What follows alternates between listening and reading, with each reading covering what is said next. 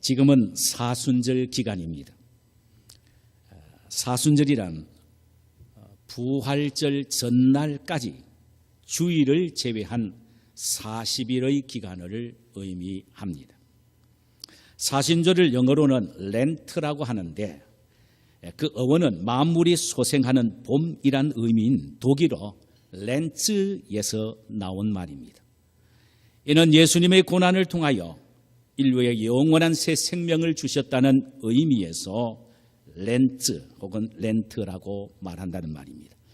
사순절은 부활절을 기다리면서 우리의 신앙의 모습을 되돌아보고 영적 훈련을 하는 기간이며 우리의 죄를 대속하기 위하여 십자가에 달리신 예수님의 고난을 묵상하는 시간이기도 합니다. 그래서 이 기간에는 금식을 하고 자기절제를 하고 회개하는 등 경건 생활에 더 힘을 쓰고 개인적인 즐거움이나 쾌락을 삼가하는 것입니다. 우리는 이 사순절 기간, 이 기간 동안 매 주일마다 주님의 십자가의 고난에 대해서 함께 생각하자는 의미에서 고난에 관한, 십자가에 관한 말씀들을 함께 나누기를 원합니다. 한 전통 유대교인 청년이 있었습니다. 그가 어찌하다 실수하여 그만 노예가 되고 말지요. 가장 친한 친구로부터 그가 배신을 당했기 때문입니다.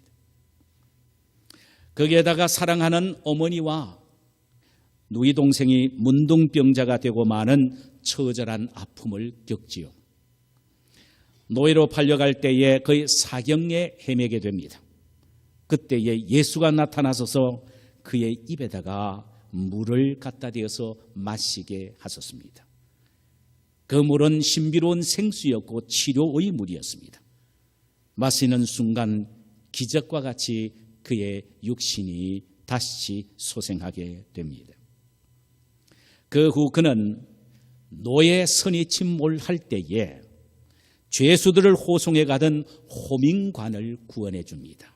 그 덕분으로 그는 호민관의 양아들이 되어서 다시 유다 땅으로 밟습니다. 유대 땅에 와서 배신한 친구의 죽음을 눈앞에서 보게 됩니다. 그래도 그는 미움이 풀리지가 않았습니다. 그러던 어느 날 자칭 유대인의 왕이라고 하는 예수란 사람이 사형 집행을 당한다는 소리를 듣고 그는 그곳에 가보게 됩니다. 그런데 충격적인 것은 십자가를 지고 가는 바로 그 사나이가 노예설에서 사경을 헤매던 자신에게 찾아와서 자신의 입에다가 물을 갖다 대어준 바로 그분임을 깨닫습니다. 그는 너무나도 충격을 받습니다. 그리고는 내가 물빚을 진 것을 갚아야 되겠구나 이렇게 생각하고 물을 떠다가 십자가를 지고 비틀거리며 가는 예수님에게 갖다 드리려고 하니까 로마 병정들이 막습니다. 바로 그 순간 예수님의 눈과 자신의 시선이 마주치게 됩니다. 그는 큰 감동을 받습니다. 그런데 그 고난 속에서도 자신을 바라보는 예수님의 얼굴은 한박 미소를 띠고 있는 얼굴이었습니다. 그는 미친 듯이 골고다까지 올라가게 되었고 그곳에서 예수님의 십자가상에서 죽어가는 모습을 목격하게 됩니다. 순간 자신도 모르게 오 주여! 라고 탄성을 바랍니다.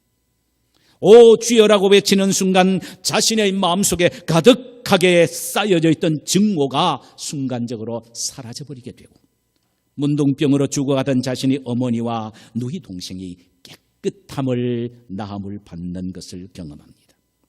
완고하던 유대인, 복수와 증오로 가득하던 그 젊은이가 예수를 만남으로 새 사람이 된 것입니다. 그는 예수님의 십자가 밑에서 예수님의 십자가의 도를 경험하게 된 것입니다. 이 청년이 바로 윌리엄 와일러 감독의 찰턴 헤스톤의 주연인 벤너라는 영화의 주인공입니다.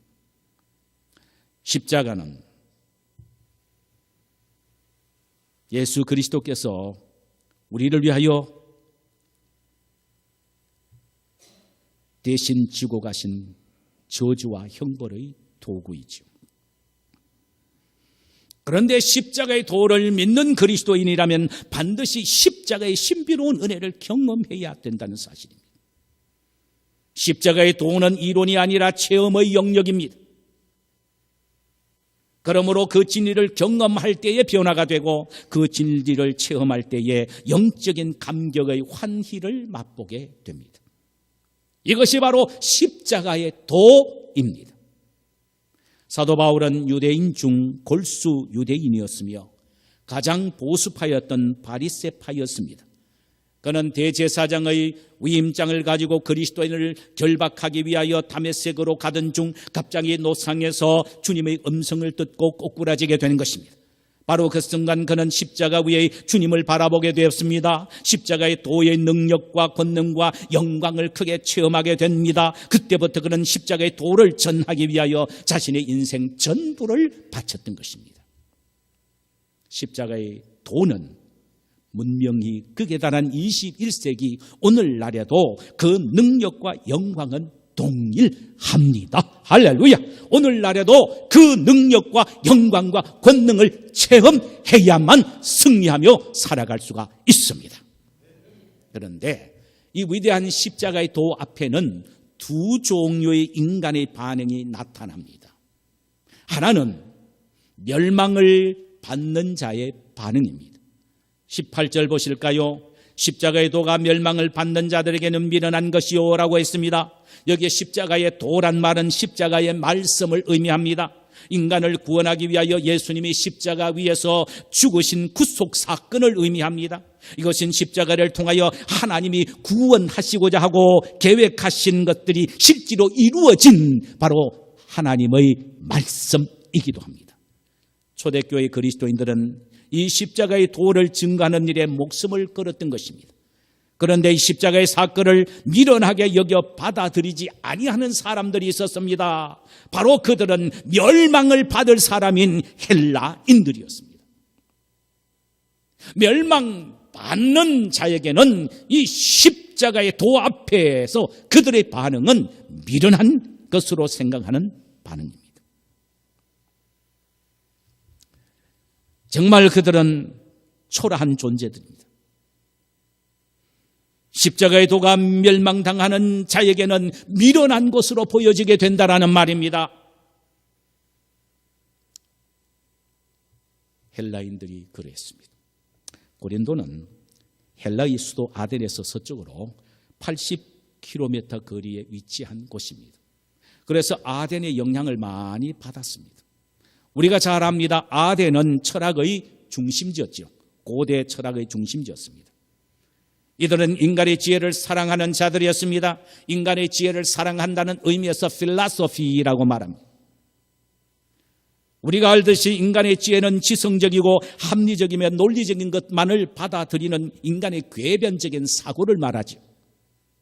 그러므로 그들은 눈에 보이고 인간 이성으로 이해가 되고 납득이 되는 것만 수용하는 것입니다.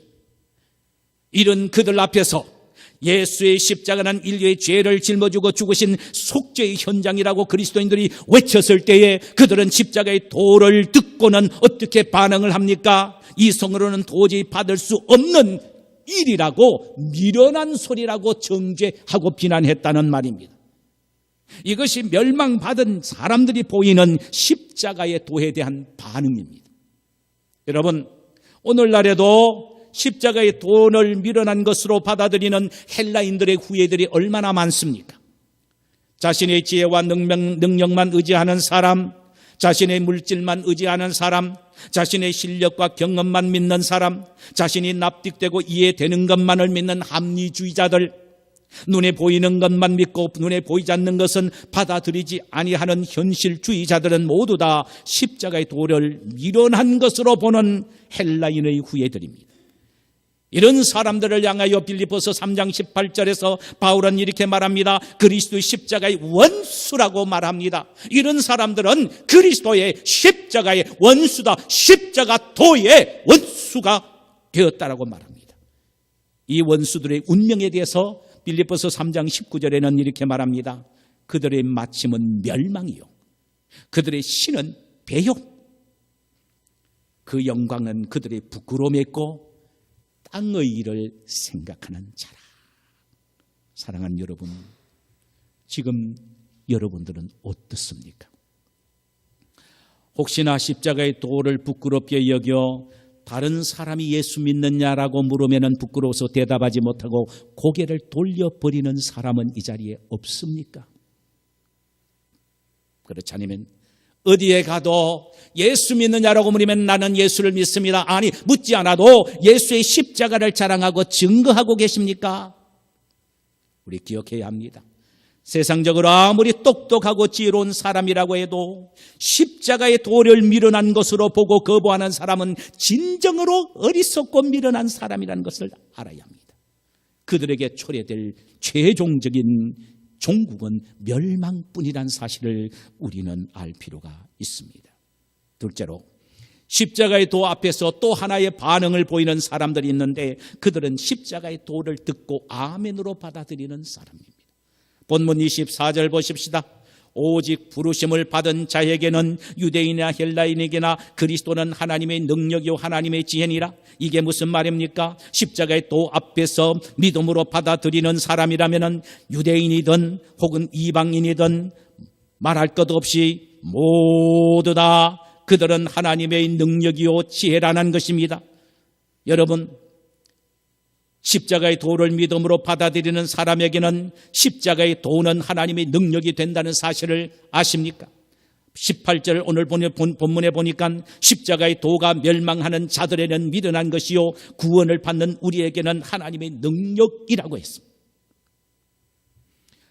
십자가의 도를 믿음으로 받아들이는 사람에게는 구원을 주고 전 인격을 바꾸어 놓는 삶을 송두리째 바꾸어 놓는 하나님의 능력이라는 말씀입니다. 여러분, 사람을 하루아침에 바꾸어 놓을 수 있는 힘은 이 세상에 그 어떤 것도 없습니다. 오직 십자가의 도만 하나님의 능력이기에 온전히 사람을 순간적으로 바꾸어 놓고 마는 것입니다. 할렐루야. 역사 속에 보면은 기독교 역사이든 또한 세상 역사이든 간에요, 십자가의 도 앞에서 변화된 사람들이 얼마나 많은지 모릅니다. 한때 만이교에 깊이 빠져 방탕의 길을 걸으며 사생아를 많이 출생했던 출생시킨 당아 어거스틴은 예수 그리스도의 십자가의 도의 능력을 체험한 후에 그 죄악의 수렁에서 헤어나와 초대교회 신학의 틀을 굳건하게 세운 위대한 변증가로 그 족적을 남길 정도로 완전히 변화된 사람이 되었습니다. 뭐가 그렇게 그 사람을 바꿔놨습니까? 십자가의 도였습니다. 평양시의 김익두라는 깡패가 있었습니다. 묻지마 폭행으로 많은 선교사님들의 턱뼈와 갈비뼈를 부러뜨린 사람입니다. 그러나 그가 장터에서 한 여전도사님이 전하는 전도지 한 장을 받고 마음의 변화를 일으킵니다. 친구 박태호의 인도로 소알론 선교사의 집회에 참석하게 되었고 그곳에서 십자가의 도를 받아들이고 크게 경험하게 됩니다. 그는 그 순간 완전히 새 사람으로 변화되어 성경을 가슴에 품고 그가 투전 잡기와 폭력으로 일삼았던 선천장터에서 그의 18번 찬송가 멀리 멀리 갔더니 처량하고 고나며 슬프고 또 외로워 정처 없이 다니니 예수 예수 내 주여 곧 가까이에 오셔서 쉬 떠나지 마시고 부영같이 되소서 하면서 전도하기를 시작했습니다. 어제까지만 해도 죄 없는 사람을 무차별 폭력으로 행사하여 갈비뼈와 턱뼈를 부러뜨리던 이 김익도란 사람이 하루아침에 변화된 걸 보고 사람들이 비실비실 피하면서 하는 말이 익두 미쳤다. 야수 귀신이 들렸구나. 그래 하면서 상대하지를 않았다고 합니다. 후에 그는 목사가 되어 방방곡곡뿐만 아니라 일본 열대까지도 모두 다 복음으로 강탈 정도로 힘있게 전도자가 되었고 1950년 10월 14일 공산당의 총칼에 맞아 순교당할 때까지 그의 복음 전도는 계속이 되었습니다. 이토록 십자가의 도의 능력은 대단합니다. 사람을 송두리째 바꿔 놓는 것입니다. 요즘 우리 제자 훈련하면서 우리의 중생은 어느 정도까지 이루어지는 것이냐, 개조냐 완전히 새 창조냐 하는 부분에 대해서 많은 이야기를 나눕니다. 여러분, 순간적으로 부러진 것을 다시 끼워 맞추고 무너진 것을 보수하는 개조하는 것이 아닙니다. 십자가의 도의 능력은 완전히 새로운 창조입니다. 그래서 바울은 말합니다. 우리 모두 다 그리스도 예수 안에 있으면 새로운 피조물이라 그랬습니다. 할렐루야! 새 창조입니다. 이만큼 대단한 것이 십자가의 도입니다. 십자가의 도를 받아들인 사람은 온전히 사람이 바꿔집니다. 십자가의 도가 선포되는 곳에는 악귀가 도망가게 됩니다. 십자가의 도를 받아들이는 사람은 그 속에 마귀와 병마가 떠나가게 됩니다. 이것이 십자가의 도의 능력입니다. 이 시간 여러분 모두의 심령 속에 십자가의 도의 능력을 경험하시게 되시기를 주님의 이름으로 축원합니다. 1182년 이태리 아시시에서 모포상을 하던 갑부의 맏아들로 태어난 사람이 있었습니다. 그는 어릴 때부터 남부럽지 않는 삶을 살았습니다. 그의 이름은 프랜시스라는 사람입니다. 그런데 그가 돈이 많으니까 엄청나게 젊을 때 방탕아가 됩니다. 그래서 그만 병이 들고 맙니다. 사형을 헤맵니다. 그때 그리스도의 도를, 십자가의 도를 받아들이고 믿게 됩니다. 그 순간 그는 깨끗하게 나음을 얻습니다. 십자가의 도의 능력의 치료함의 효과를 그는 경험하게 된 것입니다. 그 이후부터 그는 모든 것을 버리고 거지가 되어서 소위 걸식 교단을 만들어서 그저 길거리에서 얻어먹으면서 복음을 전하는 이런 전도자가 되었습니다. 그 사람 이름이 소위 성 프랜시스라는 사람입니다. 그가 지은 위대한 기도의 시가 있습니다. 우리가 잘 압니다. 주여 나를 평화의 도구로 서주소서. 미움이 있는 곳에 사랑을, 상처가 있는 곳에 용서를, 분열이 있는 곳에 일치를, 의혹이 있는 곳에 믿음을 심게 하소서. 오류가 있는 곳에 진리를, 절망이 있는 곳에 희망을, 어둠이 있는 곳에 광명을, 슬픔이 있는 곳에 기쁨을 심게 하소서. 위로받기보다는 위로하고,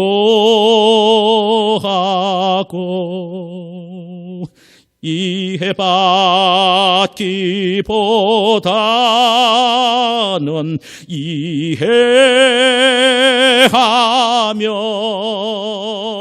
사랑받기보다는 사랑하며, 주님을 온전히 믿음으로 영생을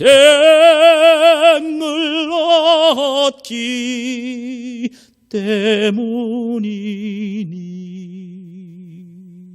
우리 함께 같이 주여 부르십시다. 주여 나를 평화의 도구로 서주소서. 당하였던 프랜시스가 어떻게 평화의 도구가 되었습니까? 십자가의 도의 능력 때문입니다. 할렐루야. 제가 지금부터 한 13년 전에, 한 14년 됐겠구만요. 제가 터키에 그 바울 선생의 선교지로 선교 여행을 떠났습니다. 거기서 참 제가 많은 것을 보고요. 특별히 기억에 나는 것은 비시디아 안독 부근에 있는 조그마한 분지인 갑바도기아였습니다. 성경에는 이 갑바도기아라는 이 이름이 두 번만 나옵니다. 사도행전 2장 9절에 나오고 베드로전서 1장 1절에 나오는데, 동일하게 나오는 목적이 피팍을 당하는 사람들이 모인 곳이라는 그 면을 강조하기 위하여 소개되는 장소입니다. 실제로 이곳은요, 로마 제국의 기독교 핍박을 받은 성도들이 많은 사람이 이곳에 모여서 예배를 드리고 신앙생활을 하는 영적인 은신처였습니다. 2000년이 지난 지금도 그 흔적이 그대로 남아 있습니다. 일명 도브, 그러니까 비둘기 집이라는 도브 하우스 마운트, 비둘기 집 산이라는 이름의 그 닉네임을 갖고 지금도 있습니다.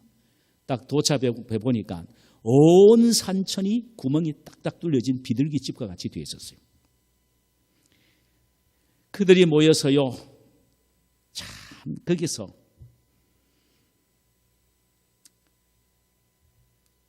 돌 음악집을 만들어서, 바위 음악집을 만들어서 170m 길이의 땅을 파고 그 안에 42km에 퍼진 지하도시를 만들었습니다.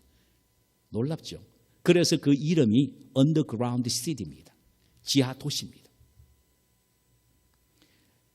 거기에 들어가는 입구는 두 굴이 있습니다. 하나는 델링퀴위라라는 그 굴이 있고, 또 하나 이름은 동굴은 카에말퀴라는 동굴이 있습니다.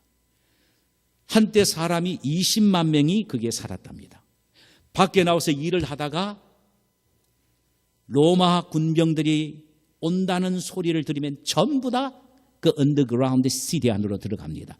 들어갈 때 한 동굴만으로 들어가는 힘드니까 그저 나누어서 한쪽은 델량퀴위라, 다른 한 코너는 카이말퀴라 퀴위를 통해서 들어가서 거기서 숨었습니다. 참 대단한 동굴이었습니다. 들어가다가 보니까 들어갈 수가 없었습니다. 너무 많이 들어가지 말라고 팻말을 붙여놨습니다.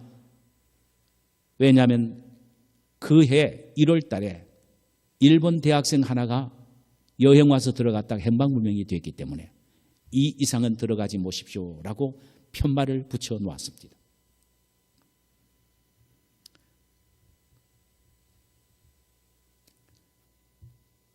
이들이 하루 이틀이 아니라 4대를 그곳에서 살았다고 합니다. 4대 같으면 100 내지 120년 아닙니까? 자,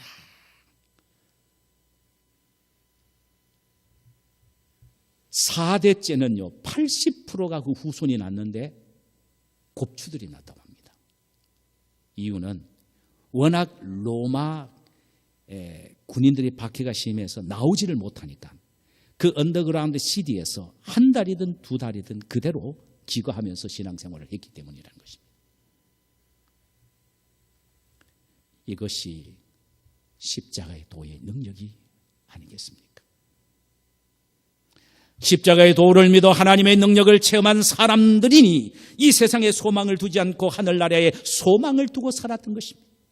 십자가의 도의 능력을 체험한 사람들이 여겼기 때문에 세상을 위하여 사는 사람이 아니라 하나님의 나라를 위한 사는 사람이었기 때문입니다. 이들은 사람이 많이 드나드는 넓은 문이나 넓은 길을 가지 않고 좁은 문, 좁은 길을 선택했던 사람들입니다. 그 속에서도 하나님이 주시는 영적인 행복과 황홀감을 누리며 살았습니다. 여러분, 이것이 바로 십자가의 도의 능력입니다. 그 속에서도 하나같이 찬송 부르며 예배하며 황홀해하며 춤을 추며 살았다는 말입니다. 하루 이틀이 아니라 장장 4대에 걸쳐서 말입니다. 이런 사람을 향하여 십자가의 도의 능력을 이렇게 체험하여 펄쩍펄쩍 뛰면서 사는 사람을 향하여 히브리서 11장 38절에는 이렇게 말합니다. 한번 따라 하실래요? 세상이 감당하지 못하는 자들이라. 세상이 감당하지 못하는 자들이다. 이들은 인간으로서는 도저히 인내할 수 없는 중에서도 인내했고 참을 수 없는 중에서도 참았으며 그들은 동굴 안에 모여 늘 찬송과 기도를 드렸습니다. 그 속에서도 천국의 소망과 기쁨을 소유하고 있었습니다. 그야말로 천국의 삶을 살았다는 말입니다. 기독교 역사에 의하면 로마의 고관들 가운데 상당수가 예수 그리스도의 십자가의 도를 받은 후 이곳에 와서 신앙의 공동체에 어울려 함께 살았다고 말합니다. 가장 많았을 때가 약 20만이었다고 하니까요. 그리고 그리스도인들 가운데 가장 많이 순교를 당했던 사람이 로마의 지하의 카타굼이 아니라 바로 이곳 갑바도기냐라고 말을 합니다. 갑바도기야. 이곳이 가장 순교를 많이 했던 곳이라고 말을 합니다. 여러분은 십자가의 도의 능력이 무엇이라고 생각이 되십니까? 아니, 십자가의 도를 믿는 사람에게 주어진 하나님의 능력이 도대체 뭐라고 생각을 하십니까? 여러분, 그 능력을 지금 누리고 있습니까? 그 능력이 주는 하나님의 축복을 지금 경험하고 계십니까? 그 능력은 보이는 이 세상보다 보이지 않는 천국을 더 사모하는 것을 말하며, 보이는 세상보다 보이지 않는 하나님을 더 사랑하는 것을 말하며, 용서할 수 없는 사람을 용서하고 포기할 수 없는 것을 포기하고 손해보지 못할 것을 포기한, 손해보는 이것이 바로 십자가의 도의 능력입니다. 겸손할 수 없는 그곳에서 겸손을 보이는 이것이 곧 십자가의 도의 능력이라는 말씀입니다. 여러분은 십자가의 도가 여러분을 구원시키며 여러분의 삶을 송두리째 바꾸어 놓으며 여러분들을 새롭게 하는 하나님의 능력이심을 믿으십니까? 할렐루야! 저도 확실히 믿습니다.